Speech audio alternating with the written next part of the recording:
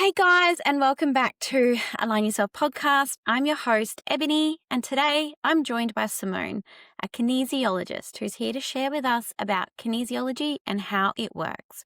If you've never heard of it before, you'll get a full understanding to what it is and how it can be such an incredible tool to have when you are in need to heal. That's non-invasive, it's safe and effective. Simone, welcome to Align Yourself podcast. Thank you so much for joining me today. Oh, thank you so much for having me and for allowing me to share what I love. Simone, if there is one thing the person that's sitting with us today takes from this episode, what would it be? Life can be messy and life can be very challenging, but we have this amazing wisdom in our body wisdom, and our souls are so incredible with what they know and what we can tap into there. So when we listen to those aspects of ourselves, we grow and evolve through all those challenges so beautifully in life and start to receive so much more than what we ever could have imagined. So, if we could tell the listener exactly what kinesiology is, how would you describe it? I would describe it as a frequency medicine. When we work with muscle testing, essentially anything that works with muscle testing, you can call kinesiology. And muscle testing is a feedback system for the nervous system. So it's using muscle testing to assess what's happening in the body. And I say frequency medicine because essentially everything is frequency.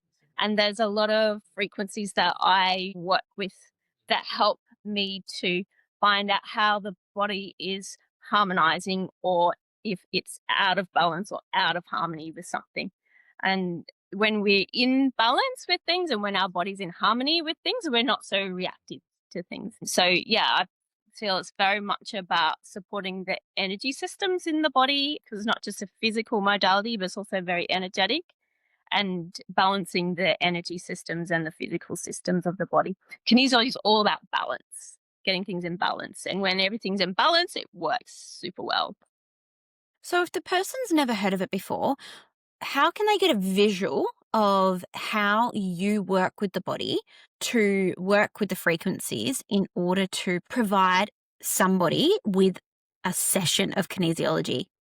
Yeah, sure. So I do physical sessions with people in person on my table, and I'll have them lie down and I'll use certain muscles. We call that like the hardware. So I'll put a muscle into contraction. For example, I'd have an arm up and I just push on the arm, and that's testing the muscle. And we look to see if the muscle can switch on and see that it can switch off.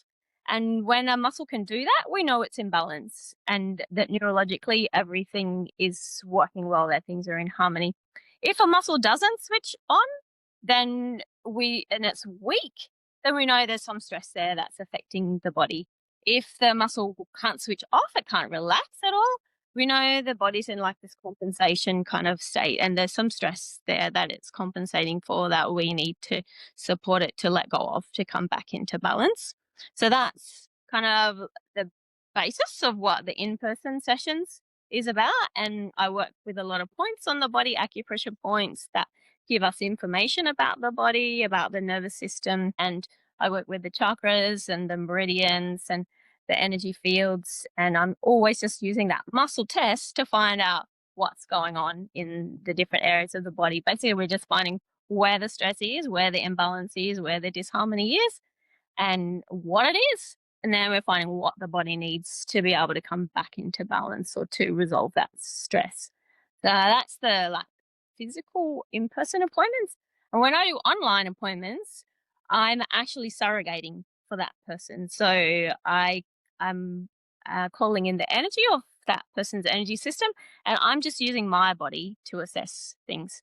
And we work with a lot of finger modes, which is a bit like mudras. You know, there's different points on the fingers that open up whole kind of scenarios of information. So people might wonder, oh, what is she doing with her fingers, kind of thing. And it's a it's a frequency essentially.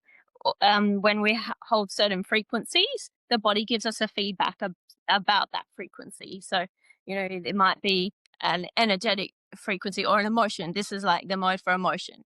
And when I ask the body just with this frequency, it's basically all talking with frequency, and the body shows there's some stress around emotion, then I know, oh, we need to look at an emotion here that's causing stress. That's just a small example. Before we continue with our next question for you, Simone, we're just going to take a minute to thank today's sponsor, Jacinta Cornell Skin. Jacinta is an holistic skin therapist and a qualified corneotherapist helping you get to the root cause of your skin concerns. Jacinta offers personalized in-clinic and online consultations using only high-quality, natural and fragrance-free skincare, including the renowned Dermavigils range, which I've been using for a few years now and I can't recommend enough. And just for our listeners, you can enjoy 10% off your consultation, plus she ships Australia-wide so you can access professional skin support from the comfort of your home. To book or browse her range, head to Jacinta Cornell Skin. Now, let's get back in today's episode with Simone, who is teaching us all about the powerful healing of kinesiology. Simone, so if the person is sitting with us today and they are going, this just sounds all too woo-woo, can we go back? And can you please bring us on a journey of what led you to kinesiology and how it's helped you within your own life? That, yeah, like when we have tangible stories. And for me, I had to have those tangible stories as well for myself to really believe in and to really kind of grasp onto it and work with it. At the time, I look back and I realized it was a lot of anxiety. I didn't realize that was what it was at the time, but I'd had a lot of big health issues. I had a lot of back pain and I was having panic attacks and skin problems. I just knew my body wasn't right. And I thought I'd done everything possible to keep myself healthy. I was a healthy eater, exercised a lot, went by the book with all the things back then that I thought was all about health. And I'd read in a magazine some my first kinesiologist, she'd put in an ad in, do you have this problem, this problem?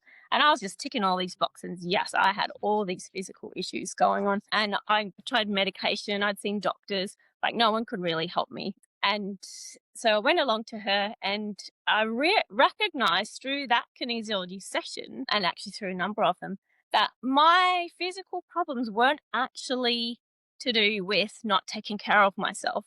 They were to do with a lot of emotion and emotional trauma that had built up in my body that I had no way of expressing or that I hadn't managed very well. It was like emotions were just treated as something that you kind of just push down and just keep on going and get back to work kind of thing. So I was very good at that. And that's got me through, like got me through school, got me through boarding school, got me through university. But for me to actually be able to function in life and feel better in myself, I had to address a lot of emotional stuff that my body had been holding. And it actually took me 3 years of kinesiology before I was able to recover from those panic attacks, which was my biggest issue. But in that process, all these other things started to improve for me. And I just thought, wow, this stuff is amazing. And this is the one thing that I know is what I want to do for people. I want to make that difference to other people's lives. So that's how I got into it. Wow, how beautiful.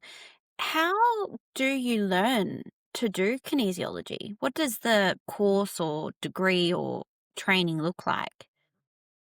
So these days, the training looks very different to when I first trained. When I was studying, there were a lot of different practitioners that I would just choose and study under, and I learn about the different kind of modalities and just fell into which ones I wanted to learn, and went along and had a lot of great teachers. And nowadays, they have schools, kinesiology schools, and kinesiology practitioners have set up a school and they put in their curriculum of what they think is good, is a great kinesiology kind of modalities. I guess what I liked about they used to call it the workshop model, because there's just so many different workshops that you could do. Is that I got to pick and choose what resonated with me, and it was a beautiful flow of being led to the teachers that I needed to learn from, and I've had some fantastic teachers that I'm so grateful for. Um, yeah, in saying that, these days it's so nicely structured with the schools. They make sure that you have your anatomy and physiology, which I already had from my nursing degree, so I didn't have to go off and do that as an extra thing. And they have the business side of things, and they have whatever kind of modality that they think is good for learning. And then it's also that kind of profession that you can just keep learning and learning. Like I've been doing it for over 20 years now, and I'm still doing new courses all the time just to get more skills in certain areas. And I'm constantly like looking at the latest research on this or that, because the great thing about kinesiology is it can work with any body of information, and information is energy. And when you give the body the information it needs, and when people hear the information they need, and the body is able to integrate that, then we can evolve and grow in with health and with better well-being. You mentioned nursing. Did you used to be a nurse? Yes, I did quite a number of years nursing. Yeah, I was actually studying nursing when I first discovered kinesiology. And actually, no, I think it was the other way around. I discovered kinesiology, and then I was doing a science degree at the time, but I wasn't really enjoying it. I was like, this is just a repeat of grade 12 science, basically.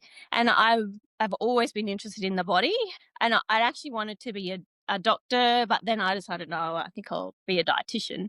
So I was studying science to become a dietitian. And then I had some nursing friends who friends studying nursing at the time, and I thought, oh wow, that is what I want to learn about. I want to learn all that stuff about the body. So, and they were doing that through the nursing, and I can see at like sometimes I look back and go, oh, why did I do that? But I can see it's a big part of my soul's journey.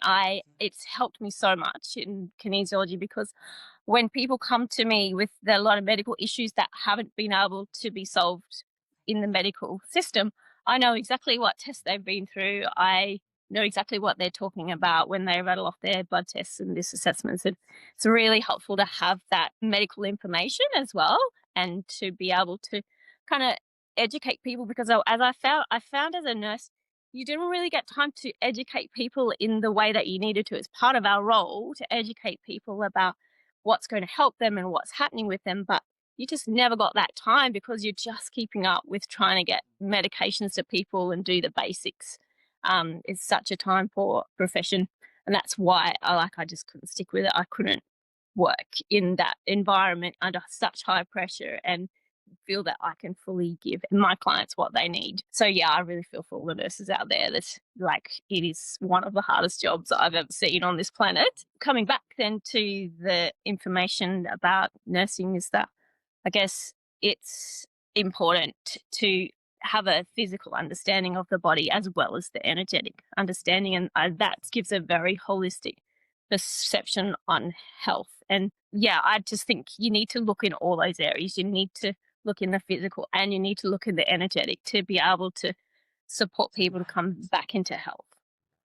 If the person that's listening has never thought about the energetics of the physical body, why do you think it's important for them to learn what it means and how they can begin understanding the energetic system of the body from a basics point of view? I think because it's unseen, it's so easy to miss and to neglect. I mean, that I've seen some quotes that say things like all physical illness starts in the spirit, in the energy system. And then there actually is now a lot of scientific evidence about the energy systems and quantum physics. And what we now know about the energy system is that there's this, it's life force energy. It's a stream of deltons, they're called. These are like electrical energetic particles that are essentially our soul, our spirit, like life force energy that integrate into our body. Our soul has an energetic blueprint, and it contains essentially all the information about what we're here to do and like what gives the body health. It is actually beautifully described as it's the divine order for the body, and it keeps the body systems working in their divine order. So we've got that, and then we've got the physical body, and which operates with the physical laws of this world, which is that everything is tending to break down. And we see this as aging. The body starts to break down and change, and it doesn't function as well as it did in our youth. And the only thing that's actually keeping it in such good order is that divine energy. And a big part of what I see with the health for people, or the loss of health, is when we kind of split off, or parts of our energy aren't fully embodied in the body. There can be like this fractioning of energy, which will tend to happen particularly when there's a lot of trauma, or if there's overwhelm, or if there's kind of big events for people where they can't quite process it or integrate it.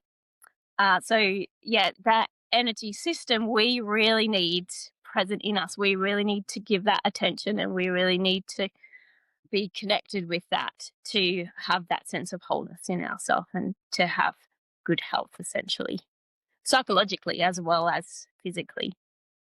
Coming back to when we're receiving kinesiology, I want to give the listener a full mind visual of what's happening when receiving and giving kinesiology. So I'll use me for an example. So I've come to you, Simone, quite a few times now for both myself and my girls, just whenever I've found there's like something out of the ordinary. So we actually first came to you when we started to wonder if there was something more going on, as this winter, actually probably for about a year and a half, I reckon, my daughter Ziggy, my eldest, was just constantly sick, and I just felt her immune system was really low. We eat really well.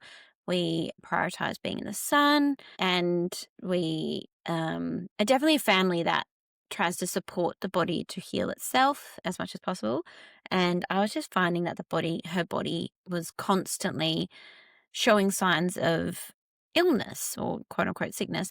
So, which led me to reaching out to you after we discovered that we had water leaks in our bathrooms, and there was a small amount of mold, and I went down the mold rabbit hole, and I came to you because before I was doing I went and saw a naturopath and did the urine test for mycotoxins. I came to you first, and we used you as a surrogate. I booked online and we just did it over Zoom. And Simone, you did testing on both myself and the girls to see if we had mycotoxins. And you went on to find quite a high amount of mycotoxins, and specifically in our nasal passages and sinuses, which was really, really incredible for me, because that's exactly where we kept on having reoccurring. Like, it was as if there was just overloading mucus constantly being produced in our sinuses and our airways. And then Sage came along, and I think she was probably, I can't remember how old she was actually. She's a year old, so maybe like 6 months old maybe, and got her first sickness, and it was just an overwhelming amount of mucus that was constantly getting produced in her airways, and preventing her from obviously being able to breathe, which is feeding. And it was just, it was really hard. So after we did that, so you confirmed that, there's mycotoxins. And I then went on to do a urine test with my naturopath, who also then confirmed it.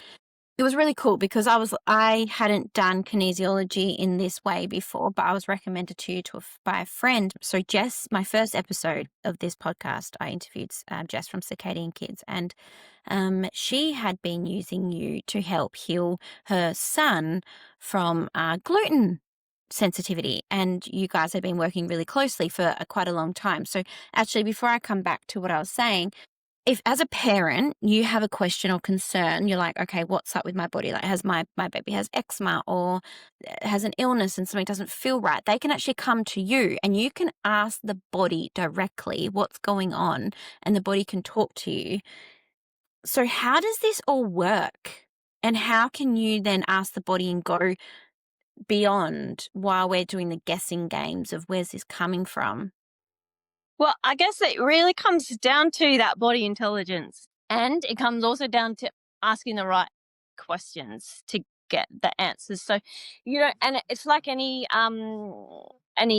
like medical practitioner, you don't find what you don't look for. So if they don't do the right tests in the blood to find whatever, if they don't do the right stool tests or blood tests, you might miss what is actually going on. So it can be quite a process of asking the right questions. And I think it's very much about tuning into that body wisdom, because what I found is that, having like worked with people for 20 years now, and some people I work with over, many years, and there's sometimes I'll come to things, I'm like, oh, why is this only just showing now? Like, this is so relevant, this mold issue or whatever it is. And I think, and I've asked this of the body so many times before, is it this, is it that? And it's like there's this divine order of things. And in the body has its own order of healing.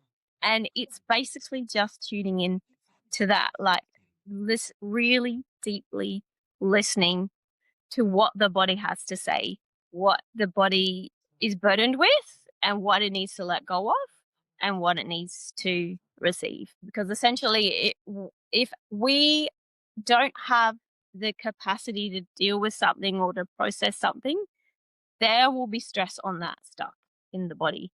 Emotions aren't an issue, like, but they are an issue if if our bodies, if they're stuck with us, if we haven't had the resources to process them at that time, and they will rise again when we are ready to look at that or to learn from that. Same thing for physical toxins. You may have a heavy metal that's in your brain somewhere, but your body won't show me until it has the resources and it's ready to be able to deal with that. So the process really is just listening to the body, listening to the set of symptoms. And in kinesiology, everything's about context. So we need to look at a certain context, say, all right, we've got a gluten issue here. I need to ask the physical body what's happening. Like we call it like putting something online. It's basically like bringing that window up. Here's gluten. Okay, buddy, what can you tell me about your relationship with gluten? And sometimes there's brain associations there, like there's associations of stress with having eaten that food. Sometimes it's like a microbiome issue. Sometimes it's the gut brain. Our gut has its intelligence and ways of processing things. And if it can't process something, and also has memory, just like this brain has memory, our head brain has memory. So if there's some trauma there or emotional trauma that's stuck there and it's not allowing it to be able to digest its food so well, then that could be part of the story. There's just so many different scenarios that can come up in relation to an imbalance. And it's never just one thing. If someone comes to me with a gluten issue, it's never just, oh, you've got leaky gut, or and it's different for different people too, which is why I love kinesiology, because I've learned so much about bodies in the last 20 years just through working with so many people about so many different issues. And in my training, like we taught certain protocols. Okay, this is how you work with the immune system. This is how you work with the gut. This is how you work with the heart intelligence. This is how you work with the cortical brain functions and brain integration. And there's models of working with the hologram of the body, the energetic system of the body. There's ways of working with the energy blueprint of the body. And it's kind of all these protocols. It's never just about following a protocol. Like sometimes the body wants to just go into every single one of those things and find every single little. It's almost like doing an audit. Some days I feel like I'm just doing an audit with people. We're like, oh, this physical issue is happening for you, but it's actually your body auditing out all those things that don't serve you anymore. And it can be very metaphorical too, like what's happening in the physical body. For example, like what's happening with your blood pressure or your heart could be very much reflected in pressure on yourself or pressure on your heart, or things that you can't cope with on an emotional level.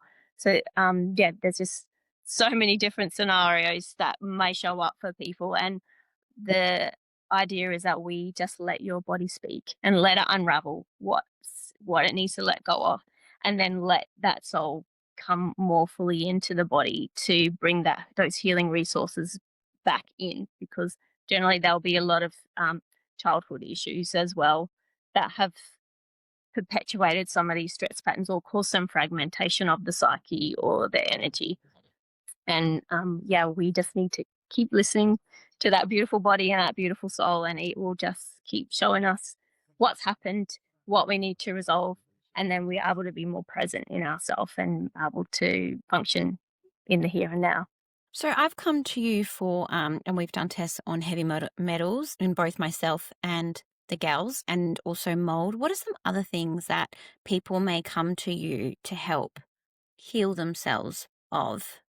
I guess big ones that I see a lot with is a lot of women like with perimenopause issues or hormone imbalances.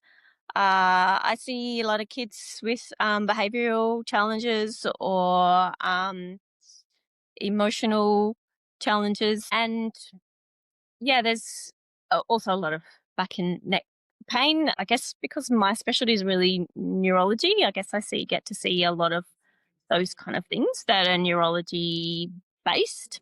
Yet in saying that, the nervous system is the landscape for the soul, so there can be both those aspects that we work with. Yeah, is there something in particular that you wanted me to elaborate on? Oh, well, I'm just thinking because I've just got a really good friend of mine. Her son has got eczema, and I think there's quite a few mums that I know of that have kids that have got really bad eczema, and it's really affecting not only their kids, it's affecting my friends and so many mums out there with trying to heal. Do you think eczema is something that you would be able to assist or find out deeper and help these mums discover why their children have eczema and they're doing all the right things? Oh yeah, eczema is awful. Well, that was one of the wards I worked on in the Royal Children's Hospital in Brisbane. Was is a respiratory ward, but interestingly, we also had the eczema. Kids come in with eczema and had to do the wet wraps and everything. God, that is just one of the most traumatic things I've seen for a kid, having to deal with that full body eczema. It's awful, very painful.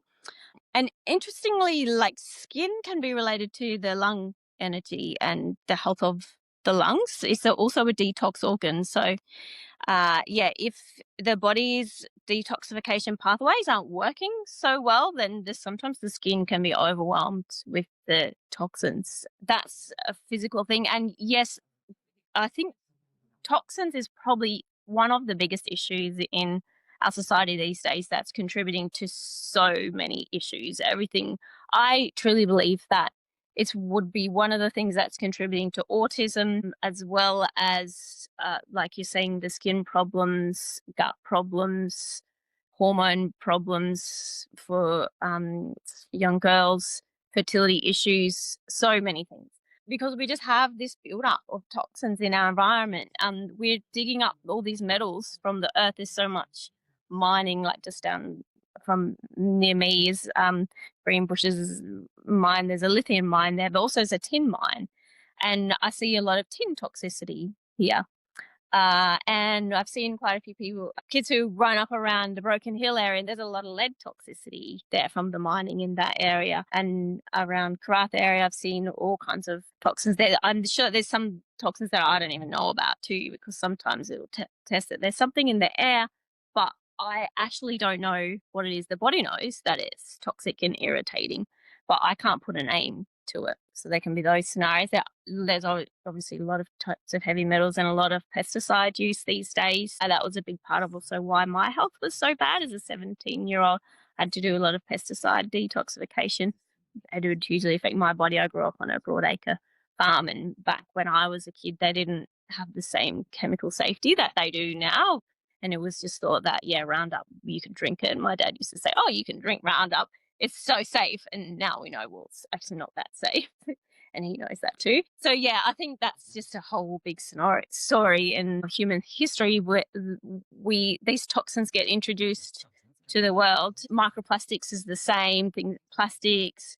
And, oh, it's it's fine, here you go. But then we start to realize 10, 20 years down the track, actually, no, it's not fine. These things have affected people's health. So, yeah, there is, not to paint a bleak picture, like I do think that we have the capacity to evolve and to be able to handle these things. And if our detox pathways are working really well, we're going to do just fine. It won't be an issue. But I do think also there comes a point where there's only so much the body can handle. If and and I guess that what I work with for people is to like look at what that toxic burden is. If it's and it can be even biological, if there's too much bacteria or mold or candida or whatever it is.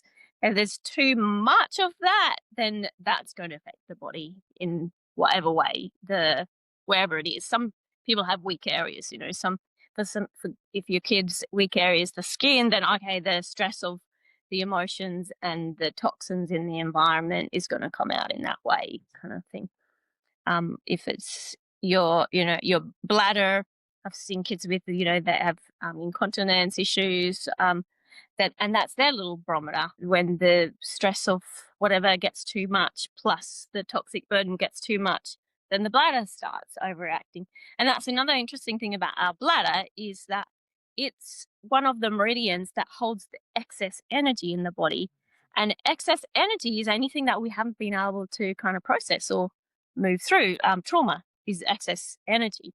And so people can have bladder symptoms when you've got bedwetting and you've got incontinence and urinary tract infection, when there's like too much energy or trauma that the body is holding that hasn't been able to process or release or let go of.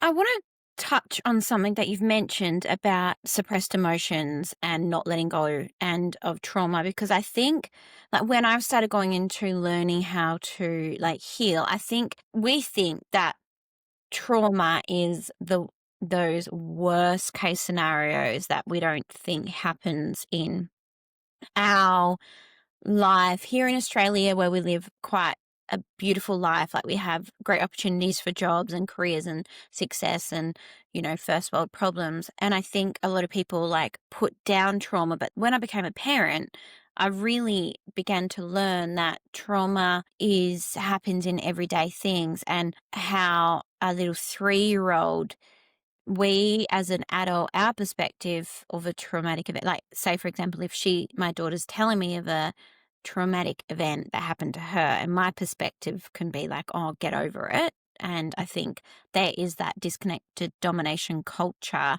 that we've been raised for years and years and years, where it's just like that really tough love, which I do feel has served a place in my life, so I'm not bagging that. But I have now begun to realize that as a 3-year-old, like getting pushed at the playground, like, or that is a traumatic event. Then I've had to learn as a mother how to then support her, even though my perception, oh, it wasn't that hard, you're fine, you're okay, get over it, kind of thing. But you actually have to I've had to learn about, oh, I actually have to help her, guide her to release those emotions, or they get stored. So can we go over that? I would love to hear your perspective on how people can better understand what it means to suppress emotions, because I think as adults, and especially if you've been raised by, people, it's just like, you just get on with it. What suppressing emotions can actually do to your physical body, and how it can show up in pain, discomfort, illness, disease, and how we can go back and recognize and better heal ourselves and to release those emotions, even though it's easier just to push them down. Big topic, that one. And yeah, Mm. it's interesting, in all the years I've been working, sometimes it's those emotions that are bigger contributors to the body's problems than the toxin is. Like we think, oh yeah, this is a big deal, heavy metals, rah, rah, rah. Actually, what I found is that, yeah, those big emotional events or body memory of trauma is the biggest issues, and where you get some of the greatest changes in the body when you can support the body with letting go of that trauma. I think the thing is, it's not just about those little moments where the child has been pushed over or whatever and has is hurting. That's beautiful that you can just allow the child, and kids are great at it. They let you know when they're having an issue, and they'll have their little tantrum or their cry or whatever, and then they're over and then they're doing the next thing, and that's great. That's beautiful. I think the the big issues with the trauma and the way it's stuck is not always about, like, just saying don't feel that, because I think these days a lot of parents are aware, like, yeah, we just need to let our kids feel it, and you don't have to change the fact that they're hurting or whatever. It's we hurt, and we go through emotional pain and we feel it and then we move on. So yes, that's lovely that you allow your child to do that.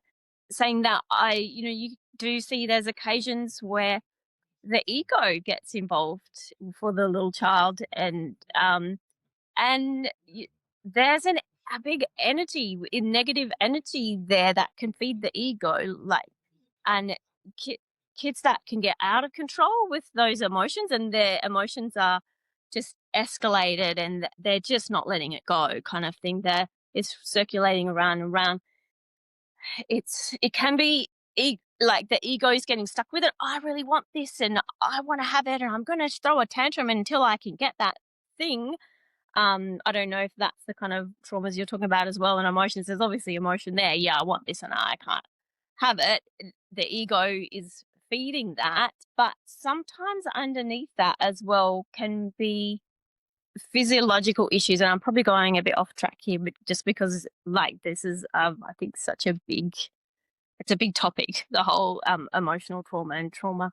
If if our nervous system is dysregulated in the first place, and because of toxins, heavy metals, or whatever, or because of gut issues or candida overgrowth, whatever it might be, then there's not a very good stable nervous system to work with, and then emotion is going to feel more traumatic, and it's not going to get resolved just through letting your kid have that tantrum, kind of thing. Yeah, sure. Let them go through it and give them some skills like, okay, you're feeling this. What do you need? I think that's a really good way we can support kids in, and allowing some kind of resolution and process with the emotion, help them to, yeah, let them feel it and then ask them what they need, kind of thing, and see if you can resolve it that way. But also, there in the background can sometimes be genetic traumas. So in in the history of humanity, there's been a lot of suffering, all kinds of things that could have happened, and even illness, like illnesses that our grandparents and great grandparents have experienced, can pass on certain energy body memories, and they found that everything that happens to us is recorded in our intrinsic memory, in our body memory. So we not only have this lifetime of memories, but they found that the way our parents, grandparents have adapted to things and dealt with things is encoded in our body memory as well, and then that gets passed on through the ovum and the sperm, and it can be sometimes those body memories as well that are already sitting there, they already have a charge on them, if you like. And then we have this experience in our childhood, maybe a couple of times, and maybe we have it a couple of times in our adulthood, and it just builds more and more energy around it, kind of thing. And that intergenerational trauma is something I work with a lot as well. And these are the kind of things where people know, we know what we want to do, we know how we want to behave, but you might be put in a certain situation and then you're getting angry or reactive, and then and that's not how you wanted to show up, but it's because it's built up so much energy, and neurologically there's so much patterned into that that it makes it really hard for you to show up in the way that you want to. So yeah, I think that's why I love kinesiology. Like, we're able to support that regulation of the nervous system, find out why your nervous system isn't regulated in the first place, and then you'll be able to deal with trauma, like any challenge from then on, kind of thing. And yeah, I do think like the nervous system is such a key piece to trauma. If we have good functioning nervous systems, then we're able to handle a lot more. Is there anything with kinesiology that you don't think that you can help cure? So, because I'm just thinking like people could come to you, say, for anxiety, mold, heavy metals, eczema, ongoing sicknesses, and you're going to go to the body, ask it, where's this coming from? So you can then find, okay, when does this happen? You can even go back to generations like you've done from me and discovered, okay, where, like when we went into where's the mercury in my brain from, and when you let it down, it was from when I was in embryo with inside my mum, when she was inside her mum, like, and when we're picking up all of these things. And so you can find that and then you can help the body to help clear that. So is there anything that you have found that you haven't been able to help the body heal from? Yeah, there is a few things, and I think also too it depends. It depends on the person as well.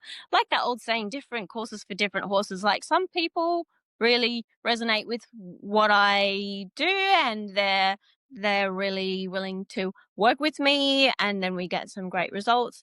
Whereas other people, I think definitely when there's something that's become super physical, that's when you definitely need medical stuff then if it's more physical, because it works like this. So kinesiology is a subtle kind of modality, and it's excellent for the energetic stuff. But if something's become physical, it's been in the energy field for a long time, and the physical body's a lot more dense.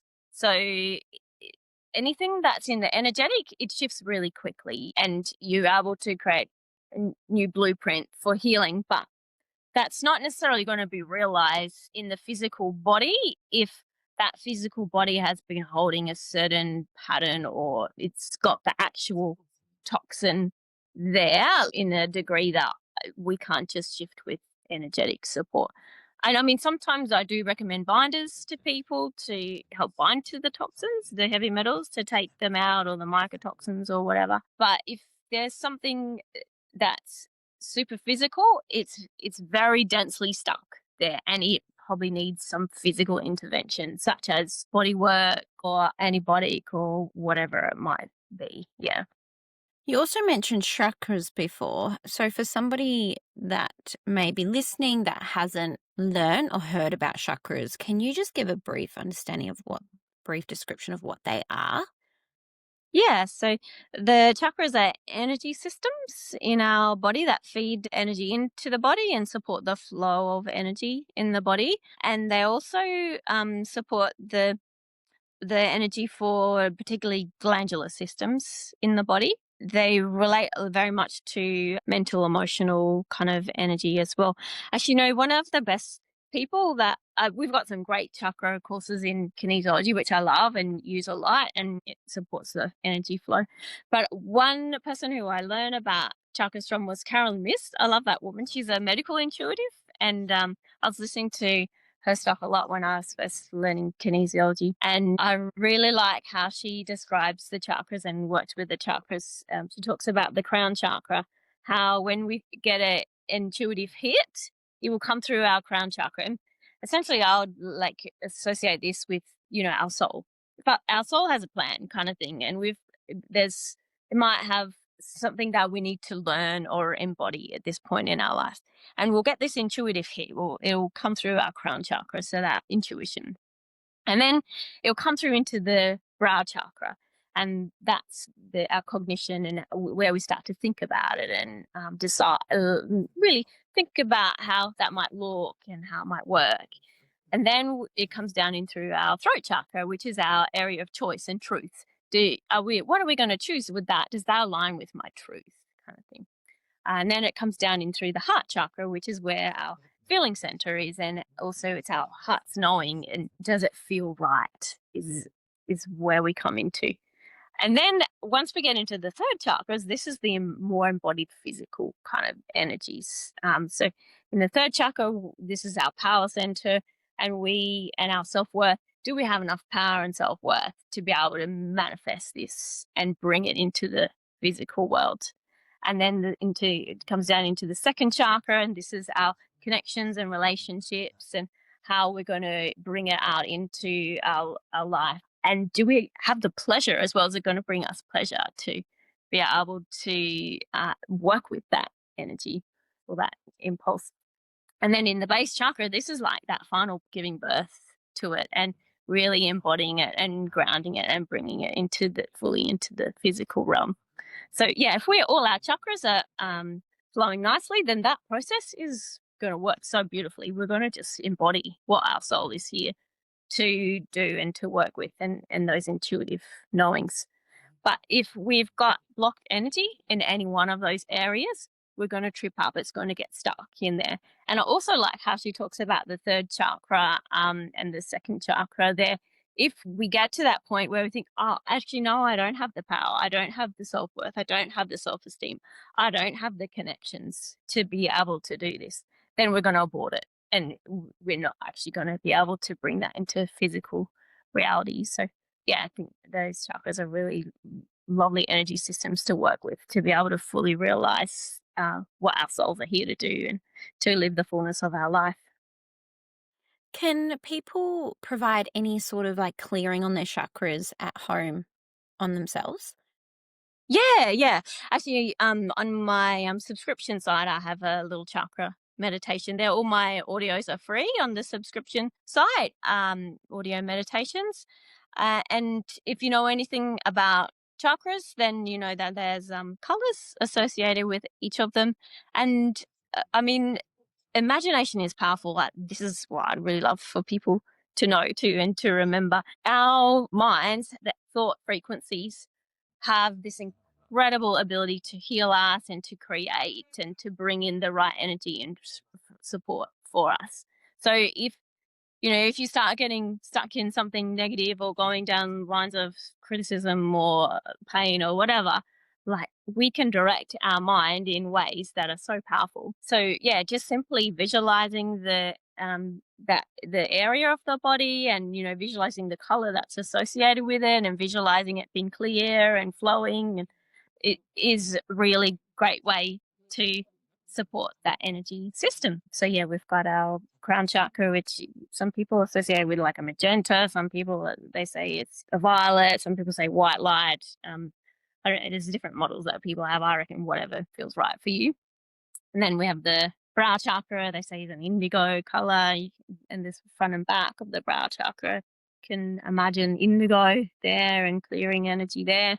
And then in the throat chakra is the sky blue, front and back area. Hearts, some people say green, some people say pink, whatever color floats your boat there. And then the third chakra in the belly is the yellow, and then down into the second chakra, the pelvis, sacral chakra is your orange, and then the base chakra is red. So you can color visualize or breathing, and so many different ways that we can support our energy system.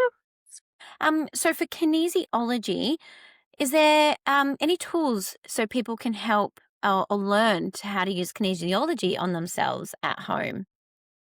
Yes, I have actually recorded a muscle testing course, self muscle testing course, and I use self muscle testing a lot for myself as well. I do sessions for my own self. I just think it's it's eternal process in this lifetime, that there's going to be things that our body wants to heal and release, and there's going to be things that we want to bring into our life and nourish ourselves with or nurture ourselves with. And I like to use muscle testing for that, just because for me, then it's basically is finding what truths are right there for you to know, and it's the way of listening to the body. So on my subscription site, I have a self muscle testing course. Also, I have a lot of other resources there, which is essentially the kind of things that I look at when I'm doing a session, a kinesiology session on someone. And there's a lot of like lifestyle practices in there and things that you can do to support different aspects of your health. The vagus nerve is a really good one to support for that nervous system balance. And there's a lot of brain chemistry that we can work with. And there's so many things that we can support just through lifestyle practices, nutrition, and obviously getting out into the sun. There's some essential basics there, but like to really go into the unconscious and to look into what the body needs, we can use the muscle testing to find out what that is for yourself. So I teach that, and yeah, I'm really happy to also just do an like if people are finding this still need some support after they've looked at that self muscle testing course and they've gone through it. It's audio visual. I like to do a one-on-one session with people after they do that, just so that they can clear any inner blocks around listening to their own body. When I first learned that self muscle testing, part of it was that we had a balance kind of thing. So we had a kinesiology session to be able to really get clear about what our yes is and what our no is, because essentially that's what a muscle test is. It's a yes and a no. We can use it to test what the body feels as a yes, what we need, and what it feels as a no, what we don't need. So you can work with it in that way. And you can just work with it as a stress response test and muscle test, like what is causing stress to my body? Like, why have I got this tummy upset? Is it a viral thing or a bacterial thing? Or is it simply an emotional thing? So yeah, I find that's a really great tool for people to start it, not just to start to listen to their body, but also to start to really get to know what your yes and what your no is, kind of thing. So and what that stress feeling is and what that I guess imbalance feeling is. So more like anything, the more we practice it, the better we get at it. So the more you practice self muscle testing, the more you practice listening to the body, the better you are at working with it and being able to support it. Thank you so much, Simone. It's been such a pleasure having you on today. How can people find you? Oh, thank you very much. Yeah, I've just really loved kinesiology, so thank you. It's been great for me to share about that, and I hope that I've because it's a big topic, and yes, it is really tricky to fully convey the full extent of it all. So thank you for that chance to hopefully touch on that and hopefully clear up some questions for people. So yeah, if anyone did want to know more, I have a website, soulnurturing.com.au, and that has a lot of information about kinesiology there.